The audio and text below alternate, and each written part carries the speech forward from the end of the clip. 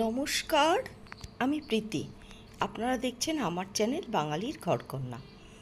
যা গরম পড়েছে বলুন, গরম তো কিছুতেই কমছে না। আর এই সময় কোনো কিছু খেতেও ভালো লাগছে না, শুধু টক আর তেঁতোটাই একটু ভালো লাগছে। সেই জন্যই আমি আজকে আপনাদের কাছে নিয়ে আসলাম আম দিয়ে কি করে রুই মাছ রান্না করবেন তার একটা পদ্ধতি। খুবই সহজ পদ্ধতি এবং খুব কম সময়ের মধ্যেই এটা হয়ে যায়। সেই রান্নাটাই আমি আপনাদের কাছে নিয়ে আসলাম। তাহলে দেখুন কেমনভাবে সেই রান্নাটা করতে হবে বা করা যাবে।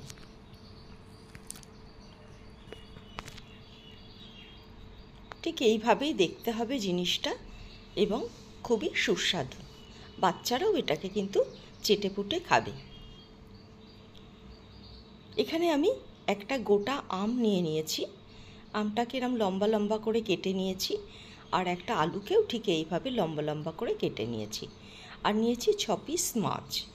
এবার মাছগুলোকে আমি একটু লবণ, হলুদ আর সর্ষের তেল মাখিয়ে নেব। এই সর্ষের তেলটা মাখানোর কারণ হচ্ছে মাছগুলো যখন ভাজবেন তখন মাছগুলো ফাটবে না। দিয়ে দিলাম লবণ,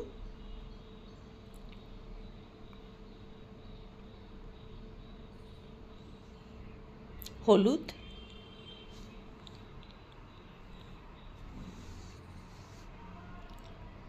আর রং আনার জন্য দেবো একটুখানি কাশ্মীরি লঙ্কার গুঁড়ো।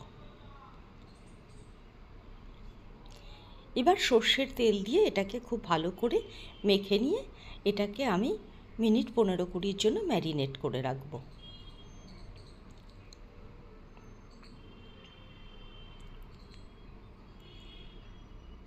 বেশ ভালো করে মাখতে হবে যাতে লবণ হলুদটা মাছের সঙ্গে খুব ভালো করে মেখে যায়। হয়ে গেছে মাখা, এবার এটাকে সরিয়ে রাখবো। এবার আমি চলে যাব রান্নার দিকে। কড়াইয়ে তেল গরম করে নিয়েছি। এখানে 4 টেবিল চামচ আমি সর্ষের তেল নিয়েছি। এবার আস্তে আস্তে আলুগুলোকে ভেজে নেব। খুব কড়া করে ভাজবো না, হালকা করে আলুগুলোকে ভেজে নেব, উল্টে পাল্টে, যাতে দুদিকটাই সমানভাবে ভাজা হয়। আলুগুলো ভাজা হয়ে গেছে। এবার এগুলোকে আমি তেল থেকে তুলে নেব। এবার এর মধ্যে দিয়ে দেব কাঁচা আমগুলো। আমগুলোকে উল্টে পাল্টে আমি ভালো করে এদিক ওদিক করে ভেজে নেব।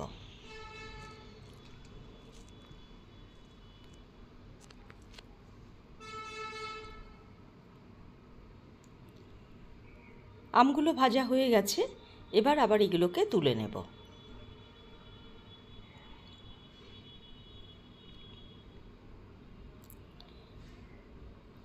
এবার যে মাছগুলো আছে, অর্থাৎ 6 পিস যে মাছ আছে, সেগুলো একসঙ্গে ভাজা যাবে না। তাই সেই জন্য আমি 3 পিস করে দুবারে মাছগুলোকে ভেজে নেব। মাছগুলো একটু কড়া করে ভাজতে হবে।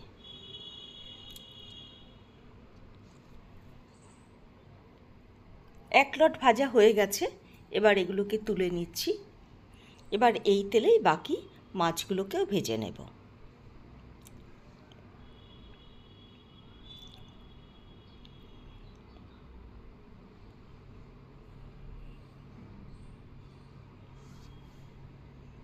সব মাছগুলো আমার ভাজা হয়ে গেছে।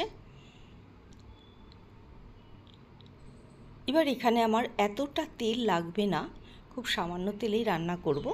সেই জন্য বেশ কিছুটা তেল আমি তুলে রেখে দেব। এই তেলটা আপনারা ফেলে দেবেন না।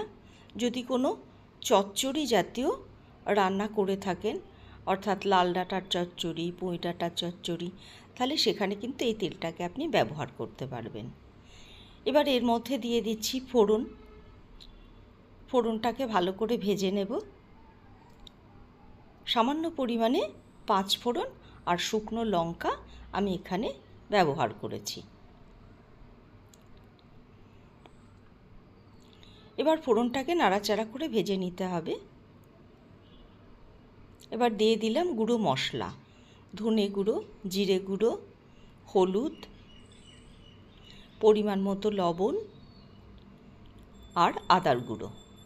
এবার এই মশলাগুলোকে একটু ভালো করে ভেজে নিতে হবে। সামান্য একটু জল দিয়ে আবার এটাকে ভালো করে কষিয়ে নিতে হবে। মশলাটা কষানো হয়ে গেছে। এবার এর মধ্যে দিয়ে দিলাম চিড়ে রাখা কাঁচা লঙ্কা। আমি আজকে রান্নাটা শুকনো লঙ্কা ব্যবহার করব না, কাঁচা লঙ্কা দিয়েই করব। মশলা কষানো হয়ে গেছে। এবার এর মধ্যে দিয়ে দেব ভেজে রাখা আম আর আলুগুলো। এবার এটাকে মশলার সঙ্গে ভালো করে কষিয়ে নিতে হবে।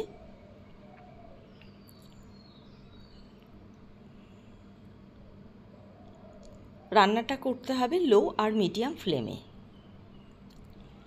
হয়ে গেছে কষানো। এবার আমি এখানে পর্যাপ্ত পরিমাণে জলটা দিয়ে দেব।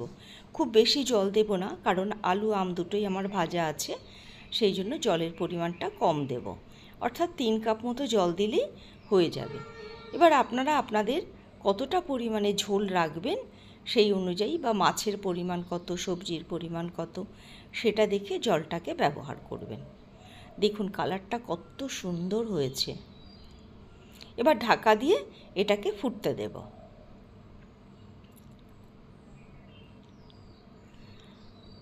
ঝোলটা ফুটে গেছে, মিনিট 2-3 আমি রেখেছিলাম। এবার দেখতে হবে আলুগুলো সিদ্ধ হয়ে গেছে কিনা। হ্যাঁ, আলুটা সিদ্ধ হয়ে গেছে। এবার এর মধ্যে দিয়ে দেব ভেজে রাখা মাছগুলোকে। যারা আমার ভিডিও দেখছেন তাদেরকে অসংখ্য ধন্যবাদ। যারা আমার চ্যানেলে নতুন এসেছেন তাদেরকে অনুরোধ করব অবশ্যই করেই আমার চ্যানেলটাকে লাইক, শেয়ার এবং সাবস্ক্রাইব করে দেবেন। তাহলে আমি আরও উৎসাহ পাবো নতুন নতুন ভিডিও তৈরি করতে এবং আপনাদের সঙ্গে শেয়ার করতে। এবার ঢাকা দিয়ে মিনিট 3-4-এর জন্য রেখে দেব। খুব বেশি ফোটাতে হবে না, ফোটালে মাছগুলো গলে যাবে, সেই জন্য অল্পই ফোটাতে হবে। এবার সবার শেষে দিয়ে দিচ্ছি ধনেপাতা, তাতে গন্ধটাও ভালো আসবে, স্বাদটাও ভালো আসবে। আমার রান্নাটা এখানে সম্পূর্ণ হয়ে গেল। এবার আমি এটাকে নামিয়ে নিয়ে সার্ভ করব।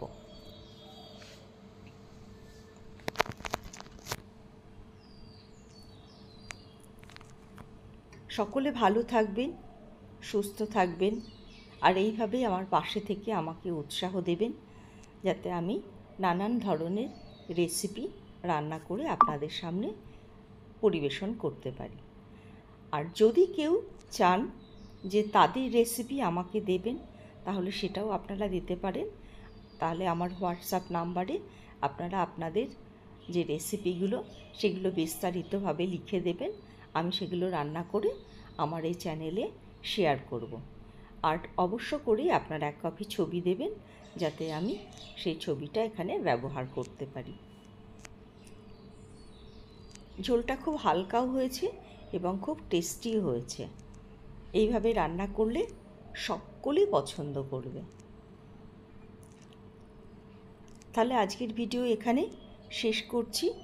আবার দেখা হবে নতুন আরেকটা ভিডিও নিয়ে, নতুন আরেকটা পর্ব নিয়ে। সকলকে অসংখ্য ধন্যবাদ আমার ভিডিওটা দেখার জন্য।